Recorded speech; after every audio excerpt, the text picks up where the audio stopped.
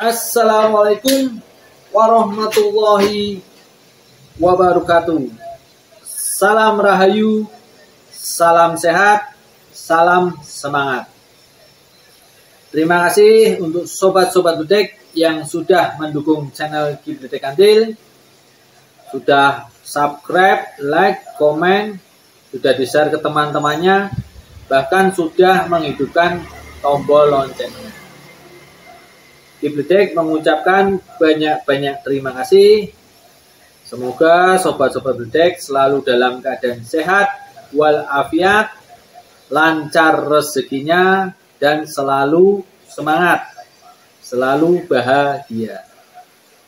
Pada kesempatan kali ini Bledek mau membahas tentang larangan yang ada di Jawa.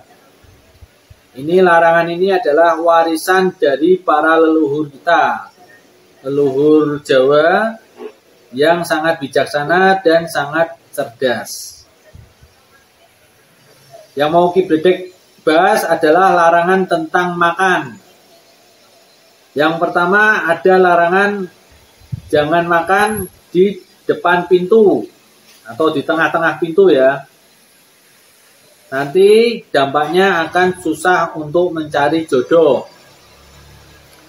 Sebetulnya larangan para leluhur kita itu ada alasannya. Alasannya bisa jadi kalau orang makan di depan pintu akan menghalangi orang lain untuk keluar masuk. Karena pintu itu tujuannya dibuat adalah untuk keluar masuk. Yang kedua, karena memang tidak sopan. Karena kalau makan harusnya di meja makan atau di tempat makan. Kalau di depan pintu itu memang tidak sopan, tidak elok, tidak sopan. Kalau orang-orang melihatnya, maka orang-orang akan mengira kita tidak memiliki perilaku yang baik. Jadi ini alasannya nanti akan susah untuk mencari jodoh. Apalagi bagi seorang gadis. Nanti dicap sebagai gadis yang memiliki perilaku yang kurang baik, tidak sopan. Jadi banyak laki-laki yang tidak mau mendekati. Itu alasannya kenapa tidak boleh makan di depan pintu. Yang kedua, ada larangan tidak boleh menyisakan makanan waktu kalian makan. Jadi kalau kalian sudah mengambil makanan, tidak boleh menyisakan. Nanti kalau menyisakan, ayam kalian akan mati. Jangan menyisakan makanan, kalau tidak nanti PTE mati atau ayamnya mati. Itu ada alasannya juga. Karena makanan yang kita mau makan itu adalah rezeki dari Sang Pencipta, rezeki dari Allah Subhanahu wa taala. Jadi kalau kita menyia-nyiakan makanan, tidak menghabiskan makanan yang sudah kita ambil, terus kita tidak menghabiskannya, maka bisa diartikan kita tidak mensyukuri nikmat dari Allah Subhanahu wa taala. Dengan maksud ayamnya mati itu adalah nanti rezekinya kita akan terhambat, rezekinya kita nanti akan berkurang, rezekinya kita mungkin tidak akan sederas dahulu, mungkin malah bisa macet karena kita sudah menyia-nyiakan makanan, yang mengartikan kita tidak bersyukur kepada pemberian Allah Subhanahu wa taala. Itu alasan kenapa kita tidak boleh menyisakan makanan. Kalau kita sudah mengambil makanan, kita harus menghabiskannya. Karena itu adalah tanda syukur kita terhadap pemberian dari Allah Subhanahu wa taala. Jadi kalau mau ngambil makanan, jangan langsung banyak, sedikit-sedikit. Kalau sudah habis masih lapar, ambil dikit lagi. Jangan langsung banyak, nanti dengan alasan sudah kenyang, tidak dihabiskan, itu tidak bagus. Oke, yang berikutnya adalah jangan membuang makanan. Jadi di sini ada hubungannya sama yang tadi menyanyiakan makanannya. Jangan membuang makanan. Nanti akan ada kisruh di keluarga. Kenapa? Bisa jadi nanti mungkin ayah kita, kalau kita sebagai anak, kita membuang-buang makanan, maka ayah kita akan marah. Itu pasti akan terjadi kisruh di dalam keluarga. Karena menandakan anak tersebut tidak mensyukuri pemberian dari Allah Subhanahu wa taala dan tidak mensyukuri usaha yang orang tuanya lakukan untuk mencari makanan itu.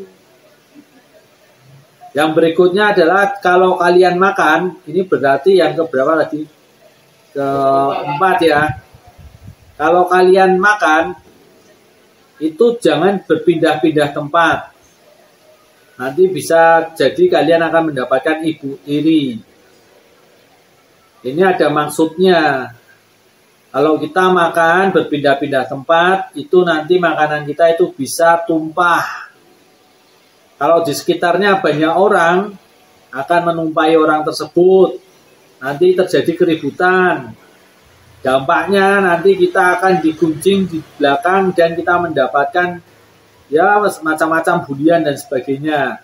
Itu sakitnya seperti kalau kita berhadapan dengan ibu tiri.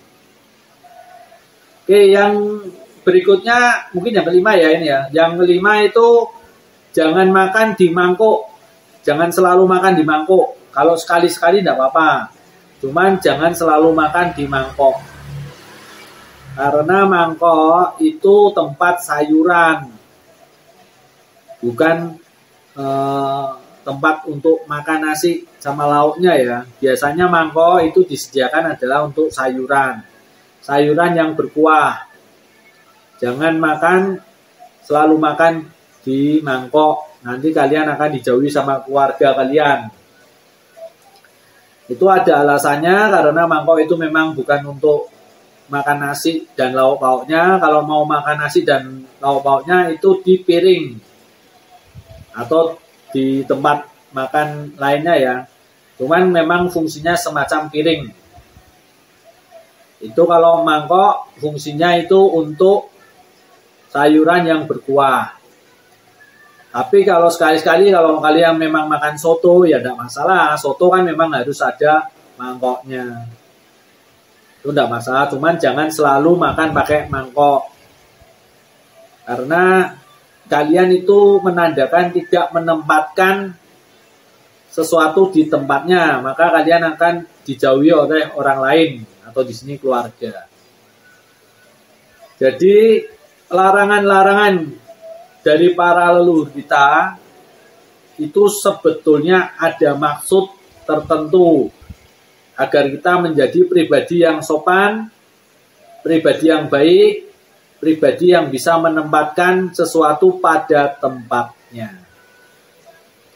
Oke, jadi larangan-larangan itu bukan tahayul atau bukan semacamnya ya. Maaf, kalau menurut Ki Bledek, larangan yang ada di Jawa yang turun-temurun dari leluhur kita itu bukan karena tahayul, tapi karena ada maksud tersembunyi atau pesan tersembunyi dari para leluhur kita yang agar anak cucunya itu mengerti.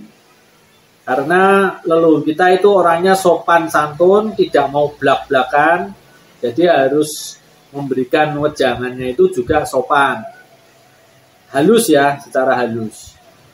Jadi maksudnya larangan-larangan tersebut itu adalah maksud yang baik. Semoga kita sebagai keturunannya, sebagai anak cucunya bisa memahami tentang apa yang dilarang agar kita bisa menjadi pribadi yang baik. Wassalamualaikum warahmatullahi wabarakatuh. Salam rahayu, salam sehat, salam semangat.